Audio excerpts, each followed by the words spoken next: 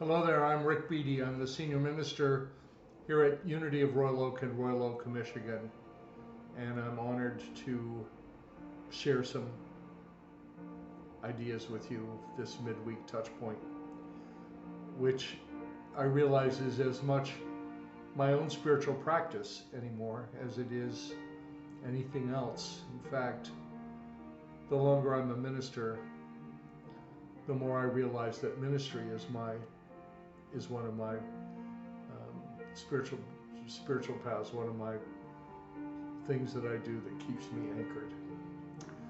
Anyway, I'm going to read of today's daily word for July 5th, 2023. And the key word is tender. And the affirmation is, I treat myself and others with a loving and tender heart. I treat myself and others with a loving and tender heart. I can think of a time in my life where I treated others with a loving and tender heart, but not me. I might have intellectually thought that I did, but in reality I didn't. I didn't give myself what I needed. That's changed, of course, over the years. And I think partly because I've been on a conscious spiritual journey for a long time. And my life has evolved. My understanding of things has changed and shifted,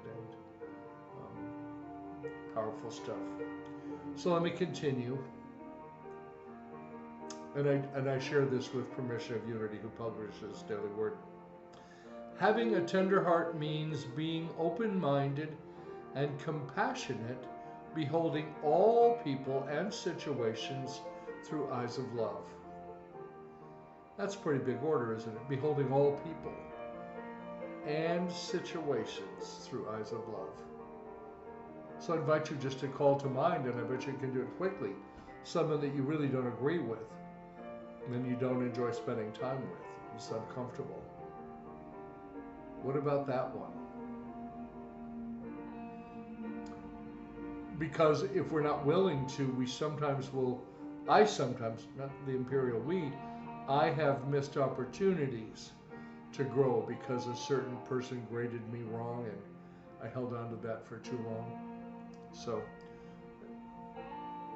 I say it from the pulpit all the time. I teach what I need to learn. If it does something for you, I'm grateful. Grateful. I'm grateful that there would be anybody check in and listen and meditate with me, just to create this energetic field that we create wherever we are, whenever it happens. Because in God there is no time or space, there's no distance. By lending a listening ear and a helping hand, I can ease some of life's inevitable ups and downs. Not just for the other, because that's codependent. But as I do those things, I also relieve some of my ups and downs. We're part of something bigger, this way of life working together. It's important to be tender and compassionate toward myself as well. I resist the temptation to ruminate about past thoughts and actions I may regret. Instead, I am tender towards myself. I focus on my strengths and accomplishments and the traits that are uniquely my own. I show myself the compassion and understanding I would show a friend or a family member. Tenderness helps me heal, focus forward, and let go of things that no longer serve me. And the Bible verse for today is from 1 Peter chapter 3, verse 8. Finally, all of you have unity of spirit, sympathy, love for one another, a tender heart, and a humble mind. I've listened to the commencement speech that Martha Creek, my dear friend and teacher, gave to the graduating class of ministerial students in 2022 at Unity Village. It's 11 minutes and 40 seconds. It's on my Facebook page. It's not too far down. Powerful. I was there in person, and it was an amazing talk. And then a few weeks ago, it popped up in my feed, and I listened again, and again, and again, and again. And she makes a couple of points in there that are powerful for me. One of them is she's talking about the finishing of training for ministry and ordination is not the end of something, it's the beginning of something. And it's true. And then she said, she invited us all to give ourselves the love we never got. To give the love to ourselves that we never got. Because it was a thing I chased for a long time. The allure. Somebody would love me, I would love them. Everything would be great. Nirvana. But I wasn't realizing that I wasn't loving me the best that I can do. So the last few years have been about being in love with me. Strengths and weaknesses. I'm sometimes heavier, I'm sometimes thinner. I eat emotionally, I know that I do. And when I'm in stress, I have to really fight it because I want to eat. It's a numbing thing. Dr. Brene Brown talks about it a lot. So here we are, all, I've got the same bugaboos that everybody has. Perhaps the difference, if there is any, is that I'm confident that I will work through my stuff because I've worked my way through a lot of stuff in my life. And I know that you have too, or you wouldn't be here. So it's the 5th of July. The long weekend is over. I hope that you enjoyed it. I did immensely. I actually had 2 full days off in a row. Last week I was at our People's Convention in Kansas City, and we spend one day always at Unity Village. So I loved all of that. Came home a day early to deal with some doctor appointments, and today I'm back to work. I preached on Sunday, but today back in the office, the other part of my work, and to share this time with you. So I'm playing in the background. Kim Lang is our creative director, and she wrote this piece called Close Your Eyes. And that's what's playing right now. And so if you're comfortable to do so, I invite you to close your eyes. I keep mine open usually. Close your eyes. At least close the outer eye. We turn away from the world around us, the world of sense and form, and we go within. We go within. We give ourselves a break, and we give ourselves a few minutes. It doesn't take long. It doesn't have to take long. 5 or 10 minutes a couple of times a day helps build some resiliency and some spiritual musculature. And you can't force it. It's a practice. Practice, practice, practice. So turning away from the noise, if you hear a noise and it disturbs you, could be a truck going down the road here. I shut the fan off so that the noise of it wouldn't be disruptive, but you might hear a noise, but it could be where you are. Let it be a reminder to turn within, to bring your focus back to the breath, and then follow the next breath inward. You can do it eyes open or closed. We start by taking a scan of the body to see if you're carrying any tension anywhere. Are you carrying any stuff around? And why? So when you notice like your shoulders hurting or something, it's tense. Well, you can invite that tension to drain away, and it will. I visualize it happening, draining away. So Allow yourself to begin to relax. Scan your body. Let go of any tension you may be carrying and allow yourself to focus on your breathing. And we don't have to make ourselves breathe. We breathe. And the automatic part of our nervous system keeps us breathing. And with every breath you take, allow yourself to become a little bit more relaxed. Relaxing into the chair that you're sitting in now, or maybe you're sitting on a yoga mat or on the edge of your bed, wherever you are right now. And just notice your breathing. That gives your mind something to do. Because the mind, have you noticed, really likes something to do. So what if you just gave it something to do, like notice your breath, repeat a mantra, a favorite scripture in your mind, give it something to do, and then notice after a short time you can become the observer of your thinking. You can be that which notices that you're busy. And that's very freeing, because then the space between thoughts is available to you.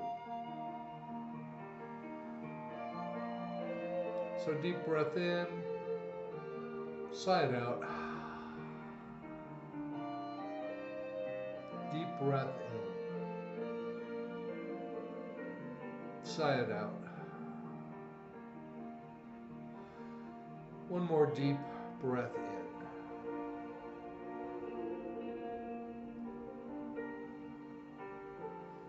And now allow your breathing to return to its normal state.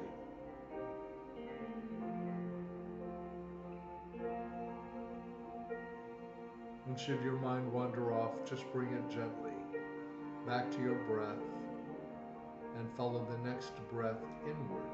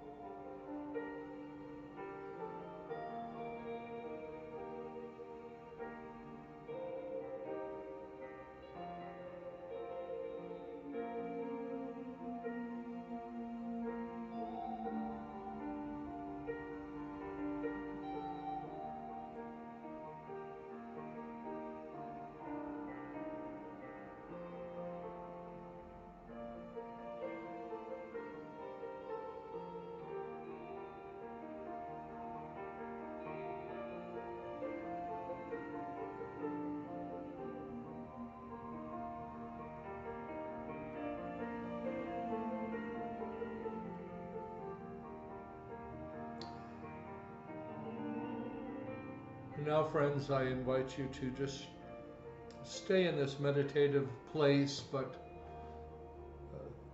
let's do some prayer work. Because there certainly are a lot of things that we can see rightly. If we want,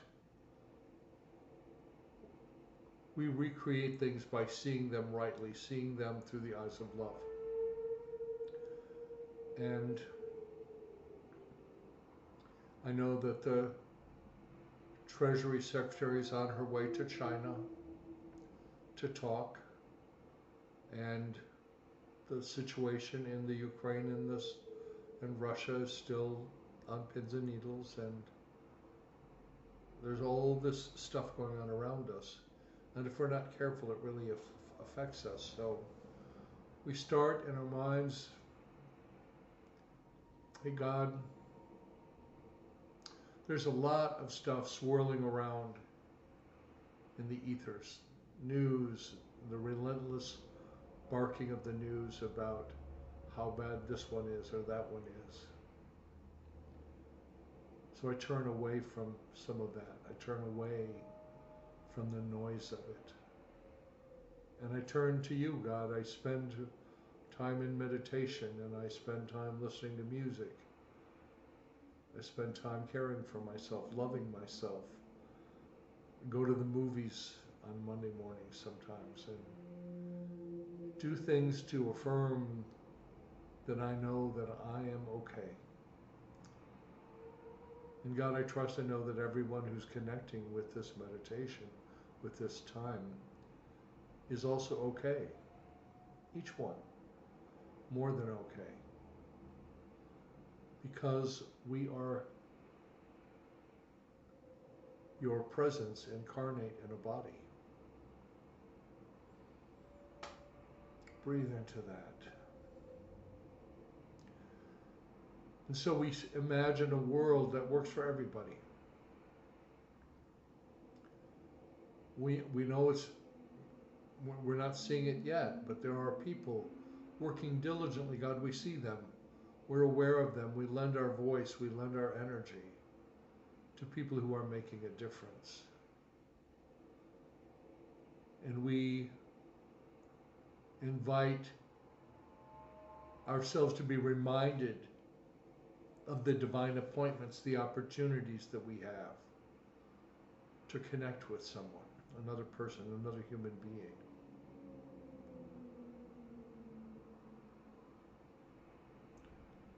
We imagine a world filled with peaceful, loving people. And we begin that journey by being a peaceful, loving person. It's hard to preach peace, teach peace, when you're not at peace. So we surrender ourselves into the peace that exists in you. We trust and know that everything is unfolding for our good. And we trust and know that we don't always see it. And yet it always is happening for our good.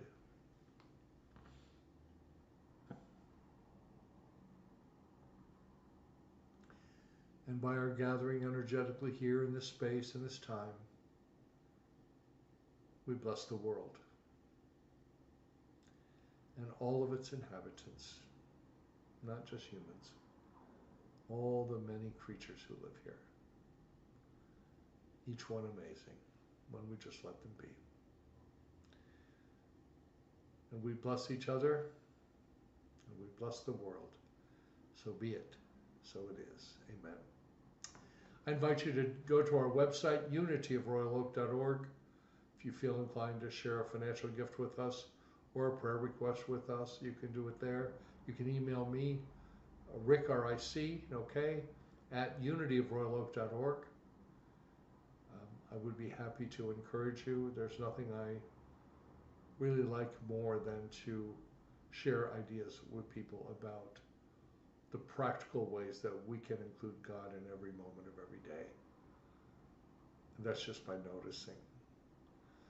But that's for another talk. Whatever you're doing tonight, remember this, or whatever time of day you're listening. The light of God surrounds us. The love of God enfolds us. The power of God protects us, and the presence of God watches over us. Wherever we are, God is. Wherever you are, God is. That's the truth. All is well. Namaste.